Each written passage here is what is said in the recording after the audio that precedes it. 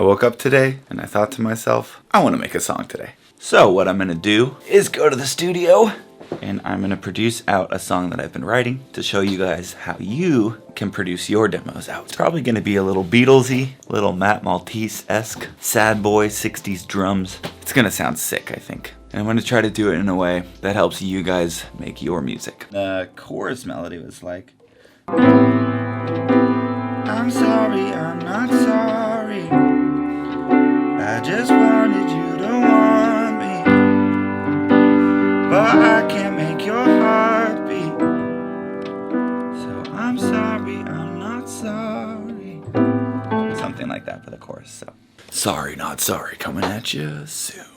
Wow, look at that. So I'm gonna head to the studio and I'll see you guys there. Yo, what up guys? It's Sam Sulek here. All right, we're in the studio and we are ready to rock. Whoa, whoa, whoa. Sorry about that. So if we remember our 5-element formula, one thing I want to start with is mids. Normally I would start with drums, but I think it'll be helpful to get like a piano going and then build the drums around that. So let's assume that we have just a brand new Ableton project. I'm going to go ahead and tap in the tempo I want right here. So it's going to be like,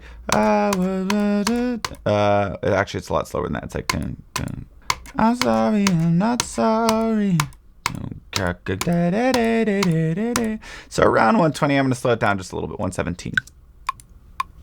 Well, I'll try 120. I'm going to press Command-Shift-T and make a brand new MIDI track. And then I want to use a piano, so I'm just going to go ahead and search piano in Ableton. And within instruments, there is a childhood piano, which I think is kind of a cool sound. If you enable this keyboard icon up here to the right, and you arm your track right here, you can use your computer keyboard as a MIDI keyboard. So I'm going to go ahead and start recording and just play something in on my actual MIDI keyboard over here. You might not be able to see me. Let's see. So I want it to be like, I'm going to start with a chorus. And then once everything's timed the way I want it to, I can press Command J and just consolidate it. And now we have our piano sound. Okay, so what I want to do is, this sounds a little quiet. I just want to turn it up. I'm going to go to Audio Effects. We can put a compressor on it, and we'll just do generic compressor and turn up the output. I'm going to go ahead and reference another song in Spotify really quick, just to make sure we're loud enough. Okay, we're still a little quiet.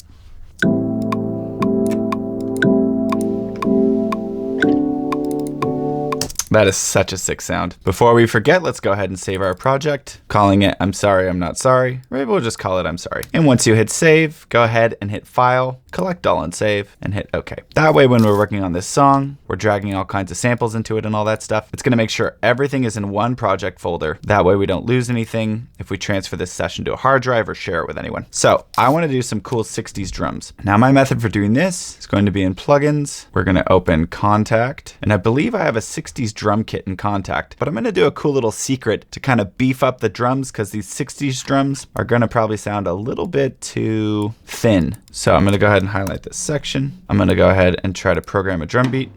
There's a ride. Now I like to put each drum element on its own track because it's easier for me to mix that way, but you don't have to do it this way if you don't want to. I'm gonna find a snare.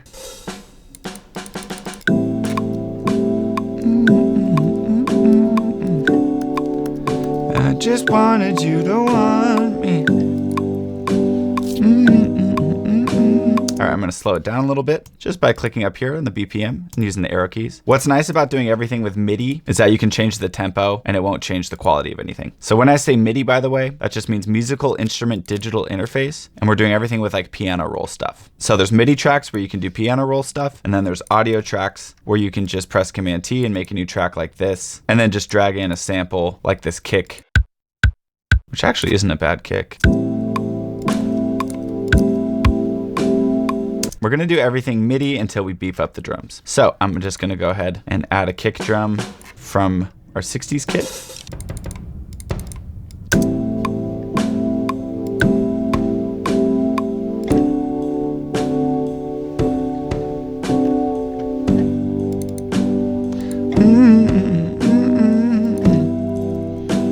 All All right, so our drums are sounding pretty darn good in my opinion, but I want to beef them up a bit. So I'll label stuff to make it easier. This is the snare, this is the kick, and this is the ride. Usually we do kick first, snare second, and I like to have all our drums at the top of the whole project. There we go, now we're properly aligned. So I want to put another sample kick under this kick to beef it up a little bit. Now I love Splice. I cannot get enough. I use it on almost every song just because there's so many good samples within the library of Splice. I believe there's a good acoustic kick somewhere in here. This kick is really nice actually. I think it'll be perfect for this. So what I want to do though is this kick is just gonna take care of our low end, because this is our 60s kick, which is like just the room basically. You know what, within Kontakt, you probably adjust that a little bit. So that's our high end, and then we have our low end here. Let's drag an EQ 8 onto this sample kick. Yeah, boost the lows just like that. We could probably even scoop out most of the highs. Yeah, how sick is that? Yeah, and then with the snare. And then for the snare, let's do the exact same thing. I'm just gonna go into Splice. I'm gonna find an acoustic snare. That might be great for this actually. Yeah. English, so usually what I'm trying to think of for drums is you like want one mic that's pointed very close to the drum, and it's like the raw drum sound, but then you also want the sound of the drum in the room. So sort of what I'm using Kontakt for is like this room sound. Let's actually put all that stuff together. We can group our Kontakt drums and we'll just call it 60s drums. And then we have our beefed up samples. So we'll just call those beef drums. I also want to add in a little swing on the snare. Right there. I'm going to go ahead and press Command 3 to make the triplet grid. I'm also going to turn down the velocity. And then this one will go bapu, bapu, this. Da do do da. And we'll do a little variation here. There we go. And now let's listen to our whole drum pattern with our 60s drums and our beef drums.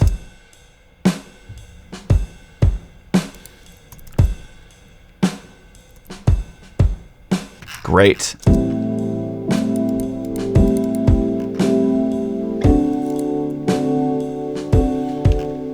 Nice. All right, now we need to add some bass. So remember our formula, we have drums. I'm just gonna group all of this into one group called drums. Make it easy to see, we'll make drums red. We'll make all the drums red.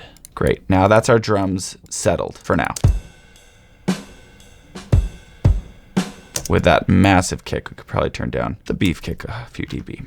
And then we have our mids here.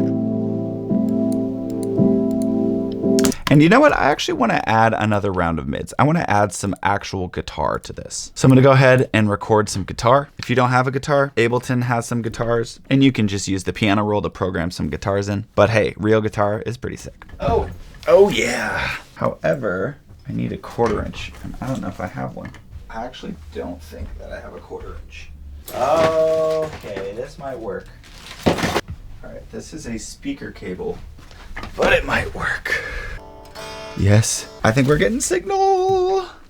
Okay, that was almost a huge disaster. I'm like, what kind of musician am I if I don't even have a 1/4 inch in my studio? Let's tune.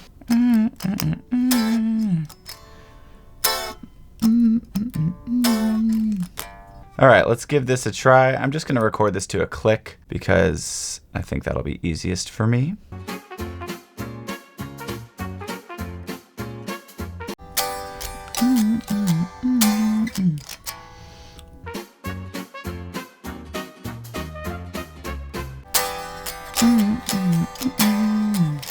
Sick. All right, I'm breaking out the big guns. I'm going to go for Guitar Rig 6. Love this plugin. Quick disclaimer, I'm going to use a bunch of plugins that you don't have. And that's not to discourage you, but these are tools that I've acquired over the years that I know will help me get the sound that I'm thinking of. But back in the day, I would just use trial and error. I would download plugins and try them out. Most plugins have a free trial, and just do whatever I could to sort of get the sound I was looking for. Hey. All right, so what I'm hearing right now is that this noise is kind of taking up too much space. Like if we just have this,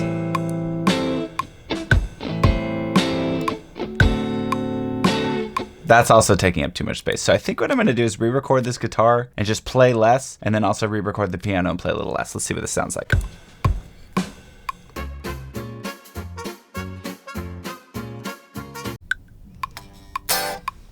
Okay, nice. Let's line this up just like this. Nice. Less is more, guys. That is a huge rule for production, let me tell you.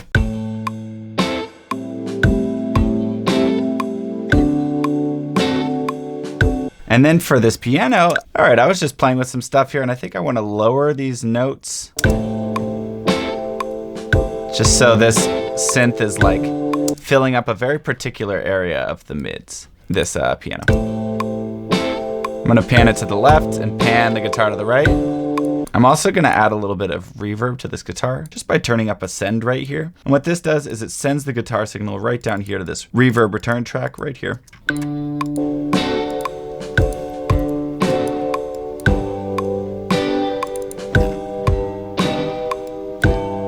All right, let's go ahead and add a little bass, and then we're almost done with our 5-element formula. Or I guess 4 elements, because we don't really need effects. Now I'll try to play the most Beatles-y bass line I can think of. I'm just gonna loop this and play along to it.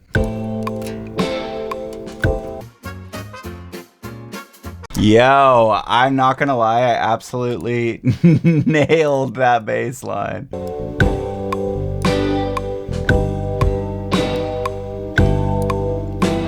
Right here on this one.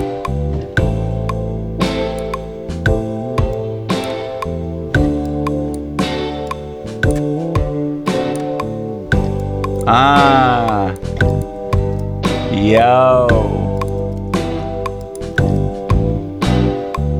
So let's compress it. I'm gonna use CLA2A. This is the freaking GOAT when it comes to compressors, in my opinion. I just put it on and just leave it, and it just makes stuff sound great. Also this.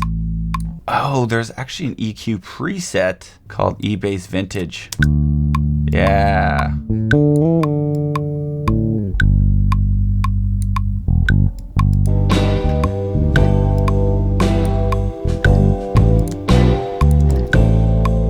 So this is the only sound that's still not sitting right with me. It just seems like it's taking up too much space. So I want to see what other stuff we have. I believe there is a grand piano. Let's try that.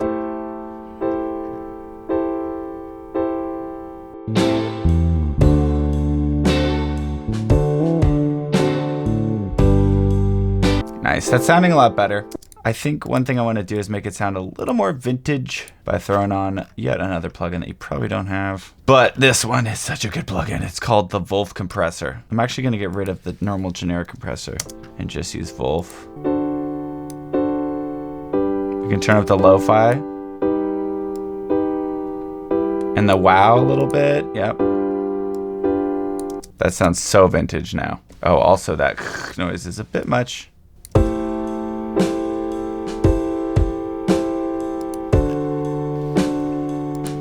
All right, let's get some vocals going. I'm gonna use this new mic that I got that I'm loving.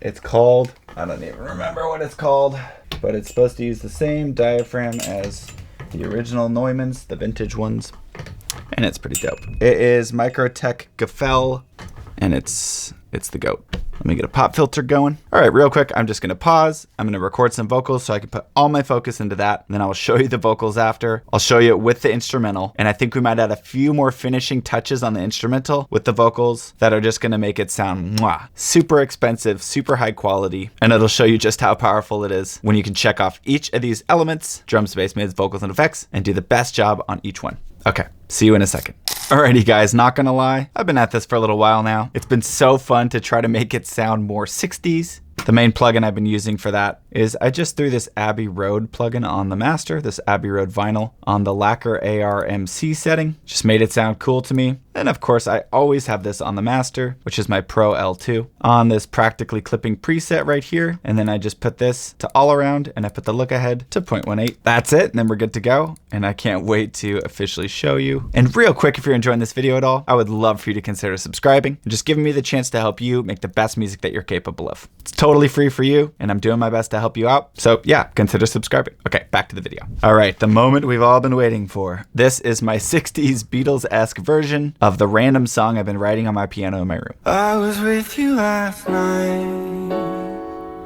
You were somewhere inside my dreams. I'm just a shell of a man. In the palm of your hand, pour me. Wait for it. I'm sorry, I'm not sorry. I just wanted you to want me. But I can't make your heart beat. I'm sure there's someone, it's just not me. I'm sorry, I'm not sorry.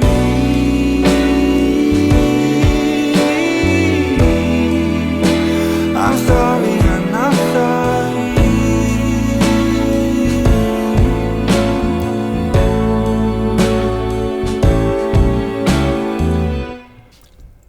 Pretty good, right? I thought it was good. Let me show you real quick what I added. I added a crash cymbal in the drums. Epic drums. I made the piano a little louder. And the guitar. Oh, also I changed the key of the song. I made it a full step higher because I felt like it sounded better when I sang it that way. And then this is really where stuff started to take a turn for the better. And the 60s stuff is this organ right here. It just goes. This is what it sounds like by itself. I probably could have even added some lower notes. I just wanted you to want me, but I can't make your heart beat.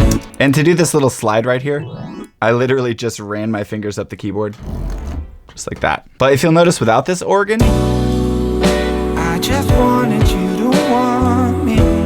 It's still good, but the organ adds so much, it just feels like it lifts it for some reason. Sorry, I'm not sorry. I just wanted you to want me. We have our bass. And then the last thing I added are these strings right here for the mids.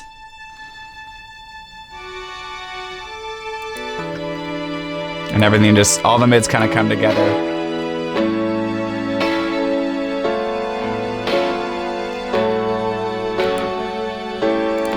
And the bass.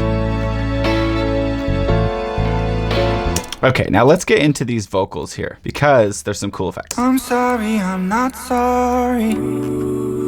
I just wanted you to want me, but I can't make your heart beat.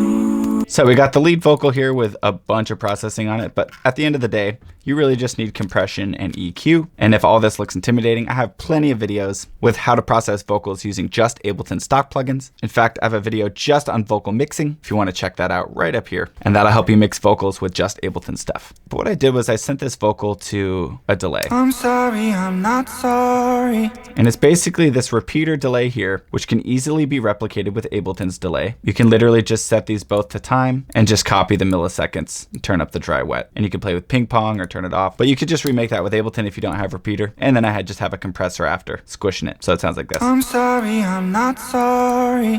So on its own, it sounds like this. I'm sorry, I'm not sorry. Which is fine, but I just wanted it to kind of take up more space and feel more kind of like, I don't know, just bigger for the chorus. And then we have these harmonies here as well. Wanted you to want me. These guys. They sound kind of silly. But I can't make your heart beat. I'm sure there's someone, it's just not me. And last but not least, we have this vocal pad. So this is just me singing individual notes and trying to sing the chords of the song. So there's like this, and then this, and this, and this.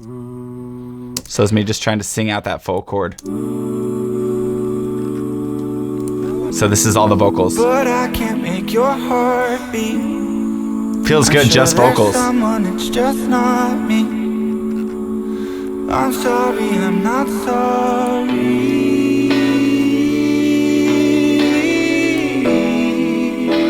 I'm sorry, I'm not sorry.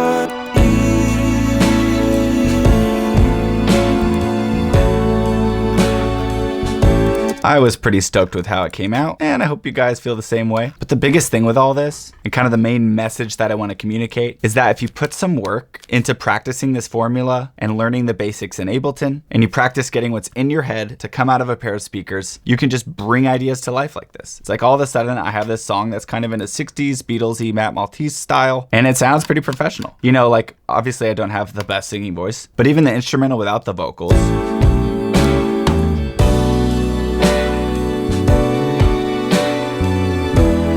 you know, it sounds professional.